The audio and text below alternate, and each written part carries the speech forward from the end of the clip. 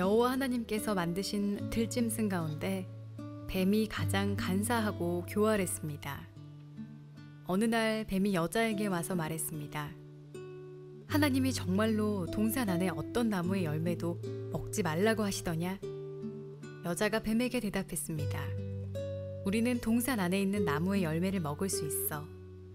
하지만 하나님께서는 동산 한가운데 있는 나무의 열매는 먹지도 말고 만지지도 마라. 그렇지 않으면 너희가 죽을 것이다 라고 말씀하셨어. 그러자 뱀이 여자에게 말했습니다. 너희는 죽지 않아.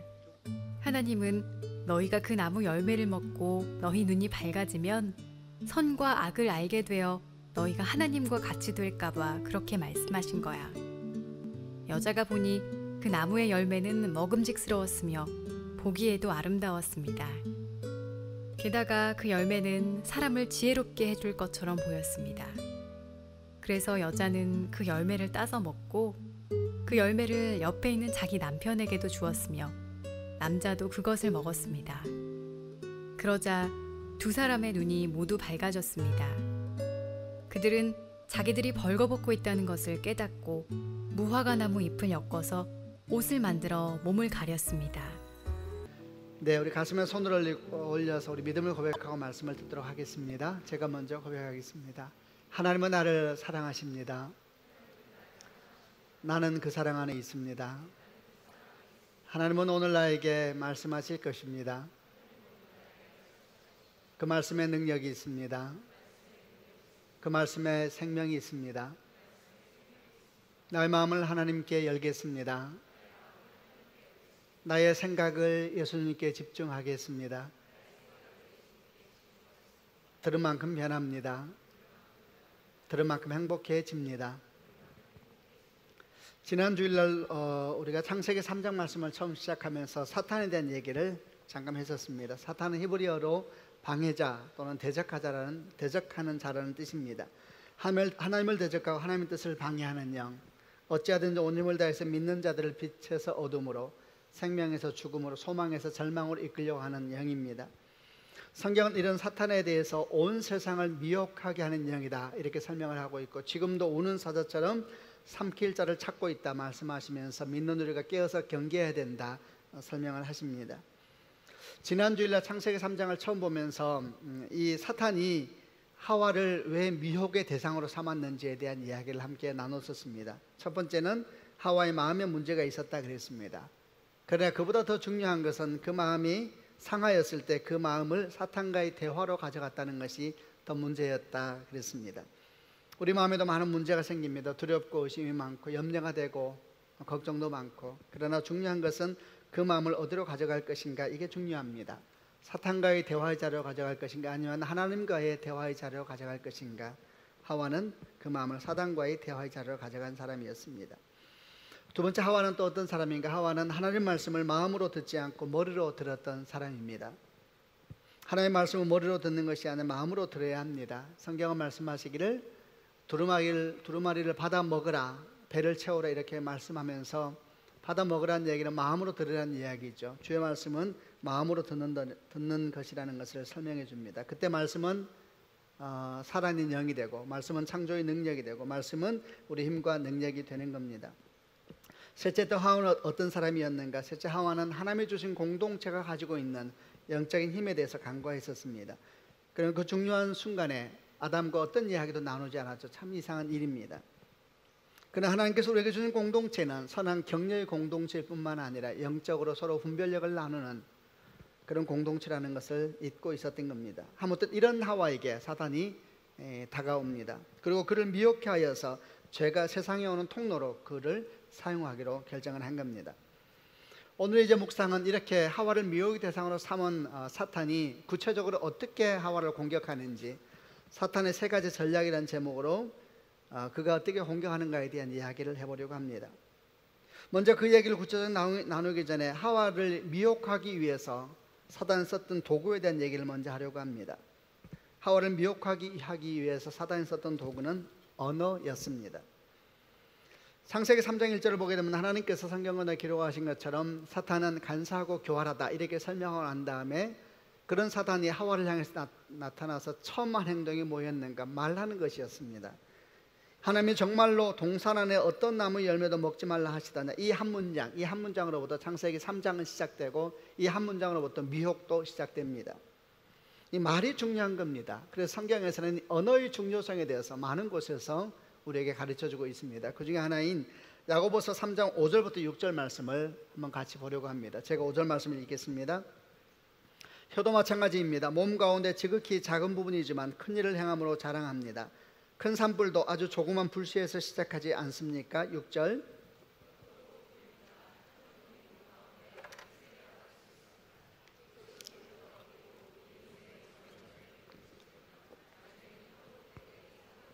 혀도 곧 불입니다. 혀는 우리 몸 가운데 악의 색이라고 할 수 있습니다. 이것이 몸을 더럽히고 우리 인생의 전 여정에 불을 지르며 나중에는 혀도 불에 의해 살라집니다. 이렇게 야고보가 경계를 하고 있습니다.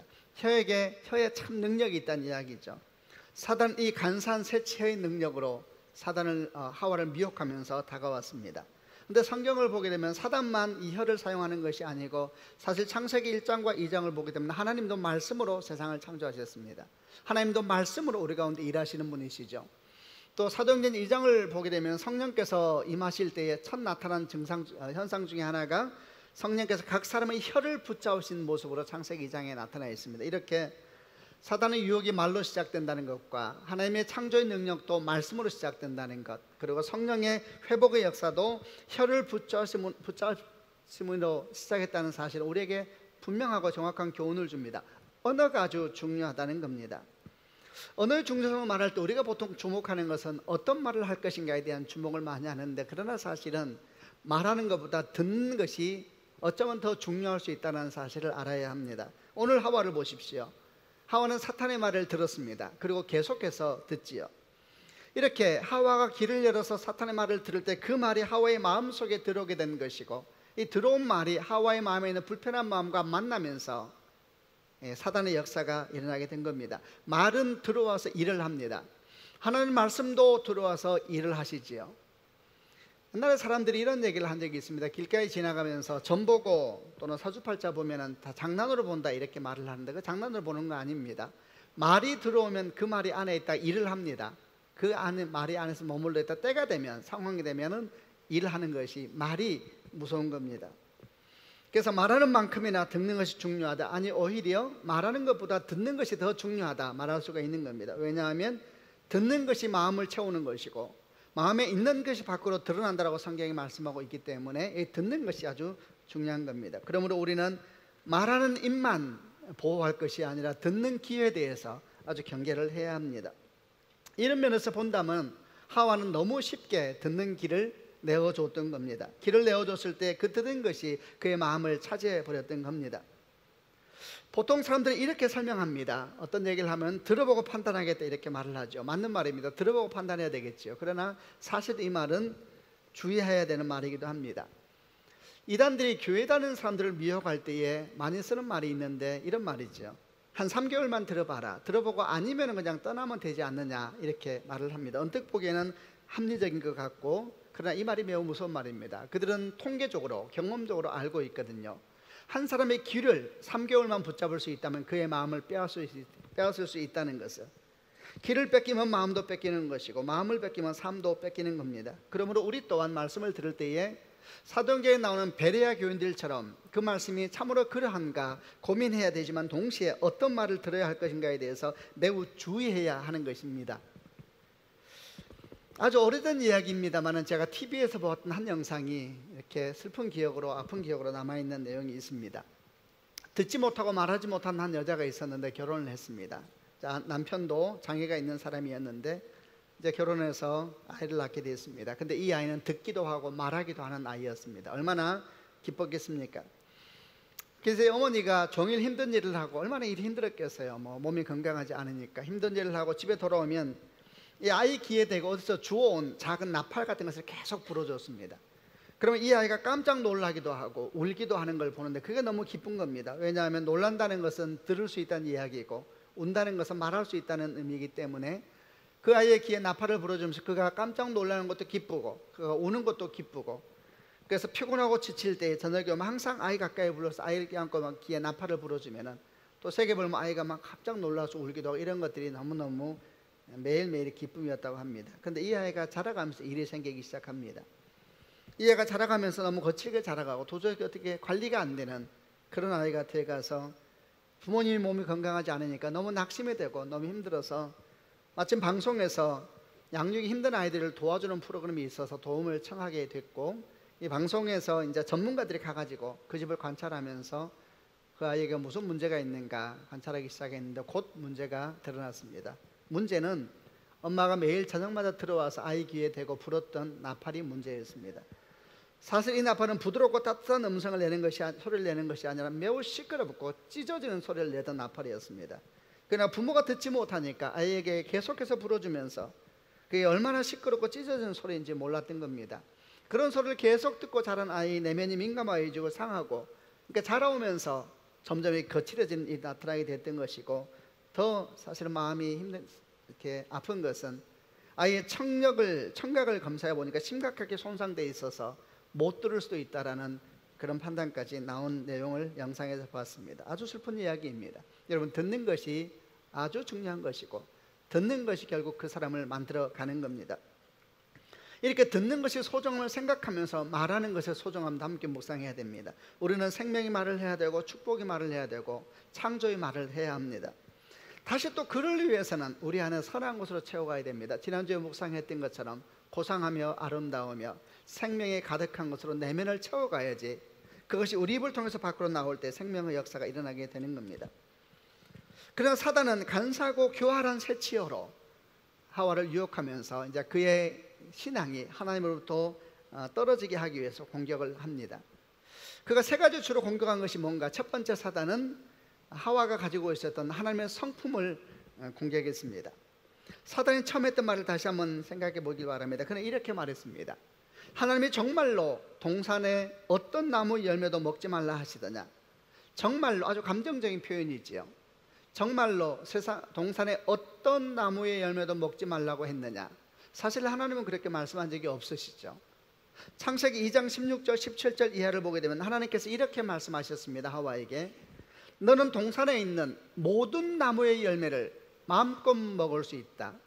모든 나무의 열매를 마음껏 네 임의로 네 원하는 대로 마음대로 먹어라, 이렇게 얘기를 했습니다. 그리고 하나 덧붙이시기를 그러나 선악을 알게 하는 나무 열매는 먹지 말라. 만약 그 나무 열매를 먹으면 너는 반드시 죽을 것이다, 이렇게 말씀하셨습니다. 여러분 보십시오. 동산에 있는 모든 나무 열매를 마음껏 먹으라 그랬습니다. 에덴 동산은 얼마나 컸을까요? 여러분 굉장히 컸을 겁니다. 하나님께 직접 만드신 동산이었죠. 그리고 성경이 기록하기를 그 동산에 온갖 아름다운 꽃들을 맺는 나무들과 열매를 맺는 과수수로 가득 채웠다 그랬습니다. 다 채우고 난 다음에 주께서 말씀하시기를 모든 나무 열매를 마음껏 먹어라. 이때 하나님은 어떤 분이십니까? 주시고 또 주시는 분이시죠.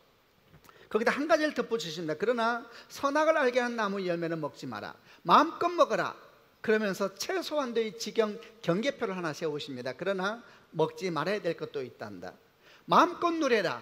그러나 가지 말아야 될 것이 있고 듣지 말아야 될 말이 있고 하지 말아야 될 삶의 행동이 있단다. 최소한도의 지경 경계표를 세우시죠. 그게 선악을 알게 하는 나무를 먹지 말라라는 하나님의 질서였죠. 모든 것을 다 먹으라 그랬습니다. 그리고 최소한도의 경계표로 이걸 먹지 마라, 이렇게 가르쳐 주신 것이 에덴 동산을 덮고 있는 하나님의 질서였습니다. 여러분, 하나님은 주시는 분이십니다. 주고 또 주시는 분이시죠. 마음껏 먹어라. 그런데 여러분, 배움은 나타나서 완전히 다른 말을 했습니다. 정말로 어떤 나무의 열매도 먹지 말라 했더냐? 한 가지 나무의 열매도 먹지 말라고 한 것처럼 말을 바꿔버리죠. 그 순간 여러분, 하나님은 어떤 분이 되시는가? 주지 않으시는 분, 베풀지 않는 분, 금지하시는 분, 아주 성격 고약한 심술궂은 할아버지. 이런 사단의 속임은 5절에 가서는 좀 더 광범위하게 확대되고 좀 더 분명해지기 시작합니다. 5절에 사단은 이런 말을 합니다.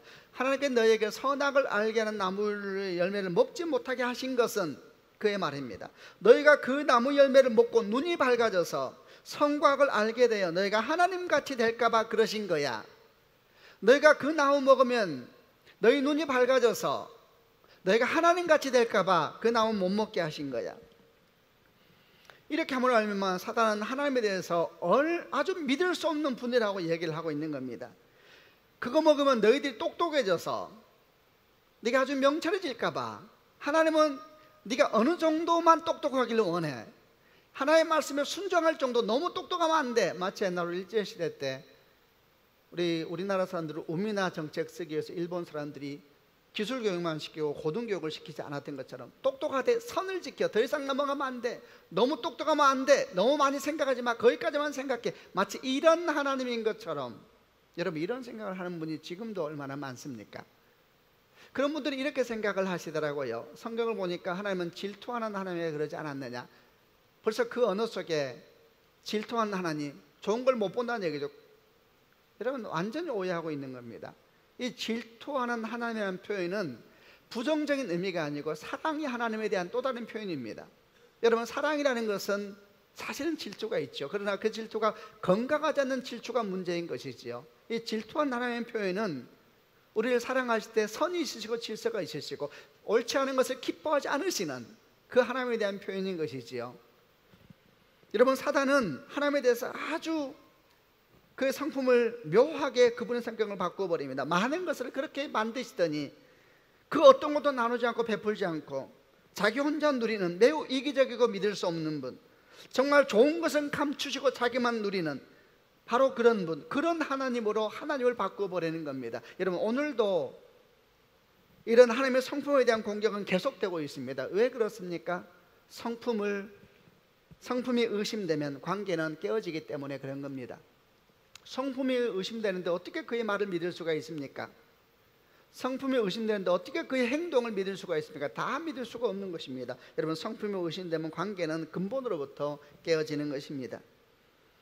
지금도 사단이 이렇게 하나님의 성품을 공격하는 이유는 하나님의 성품, 그분의 선하심을 의심하는 순간 믿음은 반석, 기반을 잃어버리기 때문에 그런 겁니다. 이러므로 히브리서 11장 6절 말씀에 히브리서 기자는 이런 말씀을 했습니다. 믿음이 없이는 하나님을 기쁘시게 하지 못하나니 하나님께 나아가는 자는 반드시 두 가지 믿음이 있어야 된다 그랬습니다. 두 가지 믿음. 첫째, 그가 계신 것과 두 번째, 그가 자기를 찾는 자에게 상 주신 이심을 믿어야 할지니라. 두 가지 믿음이 필요하다 그랬습니다. 첫 번째, 반드시 그가 계신 걸 믿어야 된다. 두 번째, 그것만으로 끝나면 안 된다. 그가 자기를 찾는 자에게 상 주신 이심을 믿어야 한다. 이 상이 뭡니까? 선함의 아름다움의 생명으로 가득 찬 것이죠. 그분이 선하심을 베푸는 분양을 믿어야 한다. 이 두 가지를 믿어야 된다 그랬습니다. 여러분, 앞에만 믿으면 안 됩니다. 그분의 존재만 믿은 것은 귀신도 믿었습니다. 그러나 귀신은 예수께서 올 때 나에게 또 뭔 짓 사서 오느냐 이렇게 말했습니다. 선하심을 믿지 않았죠. 히브리서 기자는 두 가지를 믿으라 그랬습니다. 그분이 살아계심을, 그분이 계심을 믿어라. 아멘이지요. 두 번째, 그분이 자기를 찾는 자에게 상 주신 이심을, 선하며 생명으로 가득 차 있으면 아름다운 것을 베풀고 또 베푸는 분심을 믿으라 이렇게 말씀하고 있는 겁니다. 이에 대해서 사도 바울도 로마에 보내는 말씀 중에 이런 글을 쓴 적이 있었습니다. 로마서 8장 32절 말씀을 같이 한번 읽어보겠습니다. 시작. 자기 아들까지도 아끼지 않고 우리 모두를 위해 내어주신 분께서 그 아들과 함께 모든 것을 은혜로 주지 않으시겠습니까? 아들과 함께 아들까지도 아끼지 않고 우리 모두를 위해 내어주신 분께서 그 아들과 함께 모든 것을 은혜로 주지 않으시겠습니까? 왜 사도 바울이 이런 글을 써서 로마 교회에 보냈을까요? 당시 초대교회의 성도들 가운데도 주의 선하심에 대해서 때때로 의심되기도 하고 때때로 마음이 힘들었던 분들이 있었던 것 같아요. 그러니까 설명하는 겁니다. 아들까지도 아끼지 않고 우리를 위해서 내어주신 분이 무엇을 아끼겠습니까? 이렇게 설명하고 있습니다. 삼위 하나님, 성부, 성자, 성령 하나님은 우리에게 당신을 계시하여 주셨는데 그 중에 성자 하나님을 우리를 계시하여 주셨지요. 아들, 계시적인 언어입니다. 아들이란 것은 뭡니까? 생명입니다. 생명. 우리 부모들은 너무 잘 알죠. 아들은 생명입니다. 그 아들까지도 아끼지 아니하고 우리를 주셨다. 그 로마서 5장 8절 말씀에 우리가 죄인 됐을 때에 그리스도께서 우리를 위해 죽으심으로 우리를 향한, 하나님께서 우리를 향한 당신의 사랑을 확증하셨느니라. 아들까지도 아끼지 않고 주신 분이 그 무엇을 아끼시겠습니까? 이렇게 이야기를 하고 있는 겁니다. 여러분, 하나님은 선하십니다. 아멘이죠. 여러분은 어떻습니까? 여러분의 하나님은 선하십니까? 혹시 살면서 신앙생활하면서 여러분의 하나님의 선하심을 믿을 수 없었을 때가 언제였습니까? 아마도 그때가 있었다면 고난의 때였을 겁니다. 그리고 그 고난이 언제 끝나는지 알 수 없을 때에 우리는 사실 선하심에 대해서 고민하게 됩니다. 또는 이런 경우도 있겠죠. 이 땅에 가득한 악을 보면서 하나님의 선하심에 대해서 질문하는 수많은 사람들이 있습니다. 그들은 이렇게 말합니다. 하나님의 선하시다면 왜 이 땅엔 악이 이렇게 많은가? 하나님의 선하시다면 왜 이 땅에는 고난이 이렇게 많은가? 수많은 전쟁과 분열, 다툼, 힘없는 여인들과 아이들의 죽음과 그 고통들, 이 모든 악과 슬픔을 볼 때 어떻게 하나님의 선하심을 믿으란 말이냐, 이렇게 그들이 이야기를 합니다. 여러분 어떻게 생각하십니까? 이 땅에는 악과 슬픔과 절망을 볼 때에 어떻게 하나님의 선하심을 믿을 수 있느냐라는 말에 대해서 말입니다. 여러분 솔직히 말해 보십시다. 이 모든 악과 고난과 슬픔은 하나님이 주셨습니까? 여러분 오히려 하나님은 그 모든 악과 슬픔으로부터 생명의 역사를 다시 시작한 분이 아니십니까? 여러분 이 세상의 모든 악과 슬픔은 하나님이 주신 것이 아닙니다. 사람들이 만든 겁니다. 사람들의 욕심과 욕망, 하나님을 따른 우리의 교만이 그 모든 악과 슬픔과 눈물을 만든 겁니다. 이런 말을 하면 또 어떤 사람들은 다시 이렇게 말할지 모릅니다. 그렇다 하더라도 그래도 하나님은 모든 슬픔과 악을 한순간에 없애버릴 수 있지 않으시냐고. 죽은 자를 살리시고 병든 자를 고치시며 없는 자를 있는 자처럼 부르시는 그분께서 왜 그 악을 그냥 쳐다보고만 있냐고 이렇게 말할지도 모르겠습니다. 사실 그들 말이 맞지요. 하나님은 이 땅의 모든 슬픔과 악을 한순간에 없애버릴 수도 있죠. 그러나 주님은 그렇게 하는지 않으십니다. 그래서 우리는 왜 그러냐고 소리를 지르죠.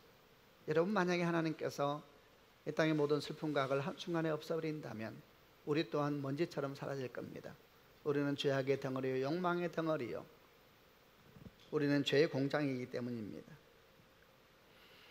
우리는 신앙을 가지면서 주의 선하심에 대해서 이리저리 고민을 합니다. 우리 기도가 응답되지 않을 때에, 우리 기도가 땅에 떨어져서 내 발등을 찍는 것 같은 경험이 반복되면 인생은 슬퍼할 수밖에 없습니다. 그럴 때 우리는 말하죠.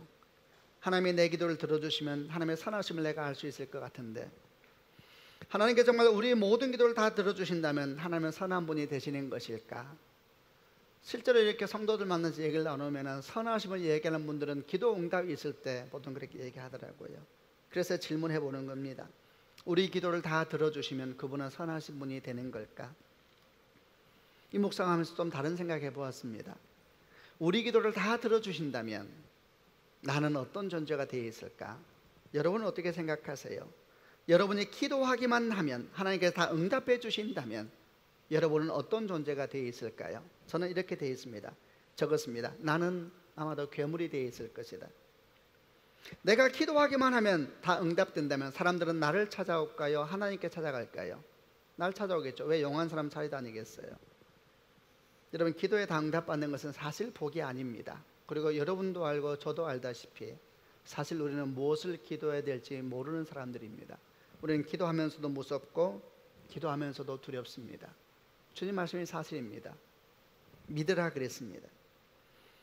우리가 천국 갔을 때 가장 감사한 것 중에 하나는 분명히 말할 수 있습니다. 우리가 기도한 대로 주께서 그대로 응답하지 않으셨다는 사실에 대해서 우리는 감사하게 될 겁니다. 다시 질문합니다. 하나님은 선하신가? 예, 주님은 선하십니다. 우리는 이렇게 믿으면서 또 고민합니다. 그래서 우리는 주의 말씀 앞에 설 수밖에 없습니다. 예레미야 29장 11절 말씀에 나 여호와가 말하노라 너희를 향한 나의 생각은 내가 하나니 재앙이 아니라고 평안이요 너희 장래에 소망을 주라는 생각이다. 히브리서 13장 8절에 말합니다. 예수 그리스도는 어제나 오늘이나 영원토록 동일하시니라. 얼마나 위로가 됩니까? 창세기 1, 2장에서 그렇게 기뻐하신 하나님께서 사실은 창세기 3장에 슬퍼하고 있고 그 하나님께서 새하늘과 새 땅으로 우리 가운데 임하시게 될 겁니다. 로마서 8장 28절 우리가 알거니와 하나님을 사랑하는 자 곧 그 뜻대로 부르심을 입은 자들에게는 모든 것이 합력하여 선을 이루느니라. 로마서 8장 18절 말씀에 생각컨대 현재의 고난은 장차 우리에게 나타날 영광과 좋게 비교할 수 없도다. 한 주 동안 설교를 준비하는데 아주 똑같은 고백을 하는 세 분을 만났습니다. 서로 세 분은 아는 분은 아니고, 근데 세 분이 똑같은 말을 했습니다. 이런 말을 하더라고요. 하나님이 인도하시면 퍼즐을 맞춰가는 것처럼 정확한 것 같아요. 세 분은 다 우리가 생각할 수 있는 고통 한가운데 있거나 고통의 길을 지나고 있는 분들입니다. 근데 그들이 말하더라고요. 하나님의 인도하시면 퍼즐을 맞춰가는 것 같아요. 퍼즐 아시죠? 조각 하나하나는 때때로 아무런 무색무취, 의미가 없는 것 같은 조각도 있기도 하고, 어떤 조각은 시커멓기만 하죠. 근데 그 조각이 다 맞춰졌을 때 거기서 예수가 나올 줄이야. 예수 그리스도의 형상이, 그 그림이 맞춰질 때 나오지 않습니까? 여러분, 사탄은 하나님의 선하심을 공격합니다. 왜냐하면 선하심이 흔들리면 믿음도 흔들리기 때문입니다. 두 번째, 사탄은 하나님의 말씀을 공격합니다. 사탄은 하나님의 말씀을 참 교묘하게 바꿉니다. 정말로 동산 안에 어떤 나무 열매도 먹지 말라고 하시더냐, 이렇게 말씀을 교묘하게 바꾸던 사탄은 4절에 가서는 말씀을 바꾸는 것이 아니라 말씀을 정면으로 도전합니다. 하와가 동산 중앙의 나무 열매를 먹으면 죽으리라 하셨어라고 말하자 4절에서 사탄은 이렇게 말합니다. 너희는 결코 죽지 않아. 그리고 5절에서 너희가 그것을 먹는 날에는 너희 눈이 밝아져 하나님과 같이 되어 선악을 알 줄을 하나님이 아시고 그렇게 말씀하신 거야, 이렇게 이야기를 하죠. 여러분 들어보십시오. 사탄의 말을. 너희는 결코 죽지 않아.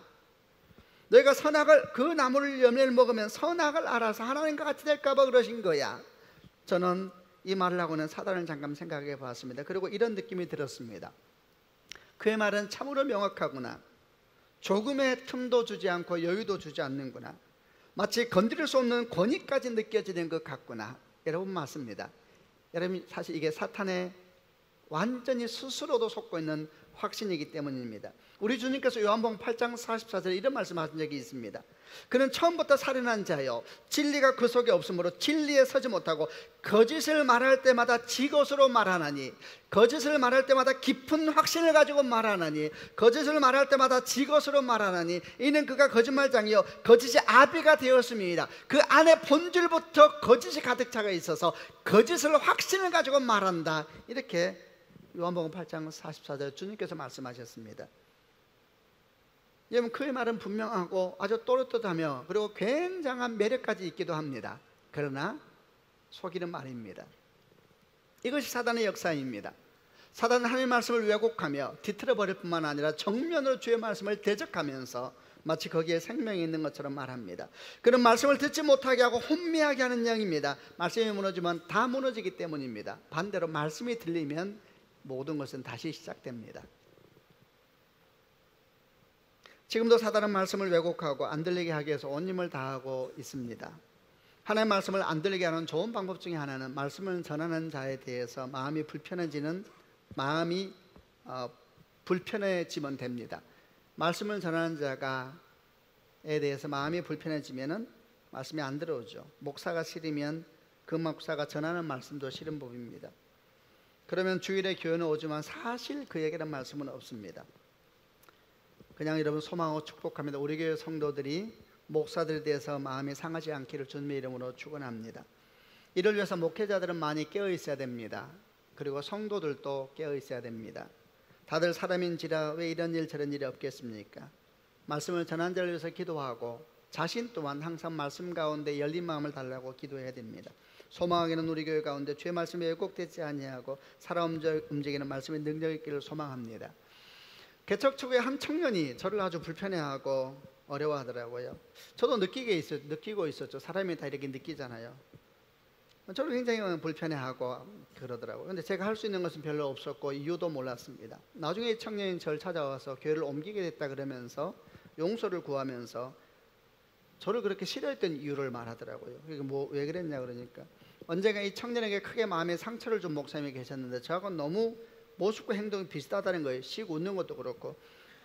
그래서 제 설교를 듣거나 웃음을 봐도 기분 나빴대요. 뭐 어떻게 하겠어요. 저는 뭐 내용도 모르고 있었고. 그러면 제가 안 웃었을 건데 말을 안 해줘가지고.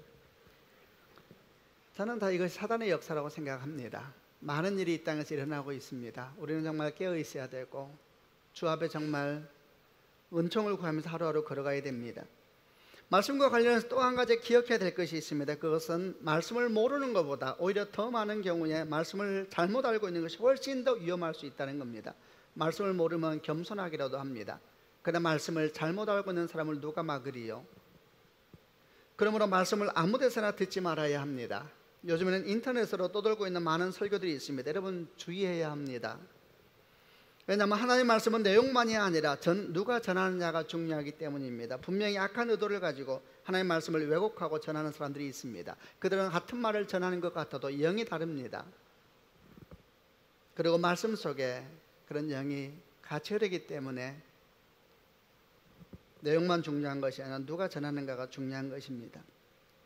마지막으로 사단은 하나님이 하와에게 주셨던 사명을 공격했습니다. 창세기 3장 5절 말씀을 한번 같이 읽어보겠습니다. 시작.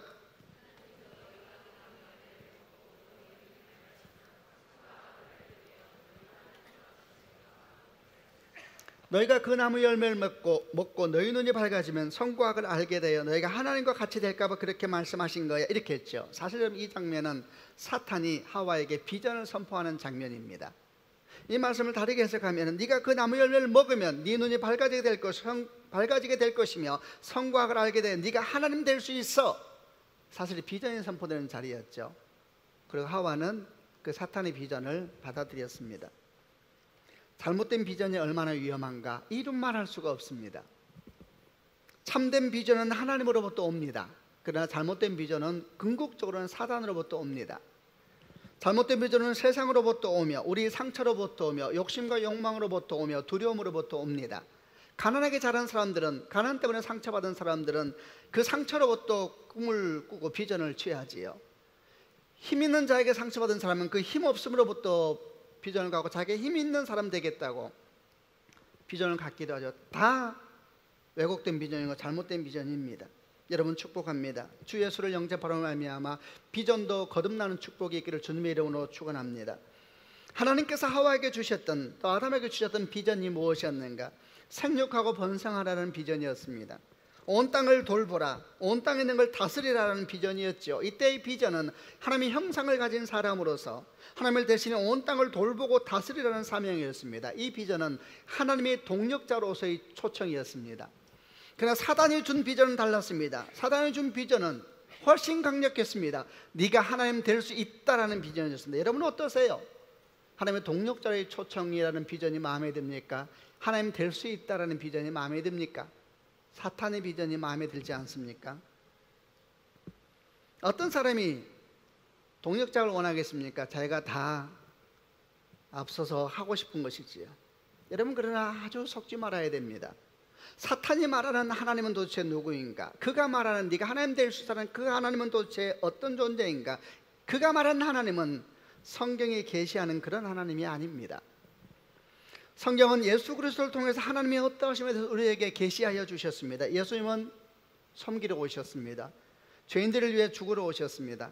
가난한 자와 소외된 자의 친구가 되기 위해 오셨습니다. 그러나 사람들은 그런 하나님을 원하지 않았습니다. 그래서 십자가에 못 박아 죽였습니다. 그리고 그들은 온 세상을 향하여 그들이 원하는 하나님을 외쳤던 것입니다. 그 하나님이 누구입니까? 그 하나님의 창세기 3장에서 뱀이 하와에게 전해주었던 그 비전 속에 나오는 하나님입니다. 그 하나님은 누굽니까? 더 높이 올라가려고 하고 더 많이 가지려고 하고 더 큰 힘을 가져간 욕망 그 끝에 있는 하나님입니다. 이 하나님은 지난주 우리가 보았던 이사야서 14장 12절에 나오는 이 하나님이 데려가는 비전은 정확하게 사단이 비전입니다. 사단이 가지고 있는 욕망이요, 사탄의 비전입니다. 이사야 14장 12절로 14절에 너 아침의 아들 계명성이여 루시퍼여, 너 아침의 아들 계명성이여 어찌 그리 하늘에서 떨어졌으면 너 열국을 엎은 자여 어찌 그리 땅에 찍혔는고. 그리고 이런 말씀이 되어 있습니다. 네가 네 마음에 이르기를 내가 하늘에 올라 하나님의 무별 위에 내 자리를 높이리라. 내가 북극 지폐의 산 위에 앉으리라. 가장 높은 구름이 올라 지극히 높은 이와 같아지리라 하는도다. 가장 높은 구름이 올라 지극히 높은 이와 같아지리라. 네가 하나님 될 수 있어. 지극히 높은 이와 같아지리라. 네가 하나님 될 수 있어. 지극히 높은 이와 같아지리라. 네가 하나님 될 수 있어. 이건 사탄의 비전입니다. 여러분 우리는 예수님을 닮아가야 합니다. 그러나 예수님이 데려가면 안 됩니다. 우리는 하나님을 닮아가야 됩니다. 그러나 하나님이 데려가면 안 됩니다. 올라가지 못할 나무는 쳐다보지도 말한 뜻인가? 그런 말이 아닙니다. 관계의 은총이 있습니다. 하나님은 하나님 되셔야 되고 우리는 그 안에서 하나님의 형상을 가진 거룩한 피조물이 자리에 있을 때에 그 속에서 은총이 흐르는 것입니다. 한 가정을 생각해 보십시오. 어머니가 있고 아버지가 있고 자녀들이 있습니다. 어머니는 어머니의 자리에서, 아버지는 아버지의 자리에서, 자녀는 자녀의 자리에서 존재할 때 관계의 영성이, 관계의 축복이 이르는 겁니다. 그런데 어느 날 어머니가 선포하기를 내가 아빠 되겠다 나서면 지옥이 시작되는 겁니다.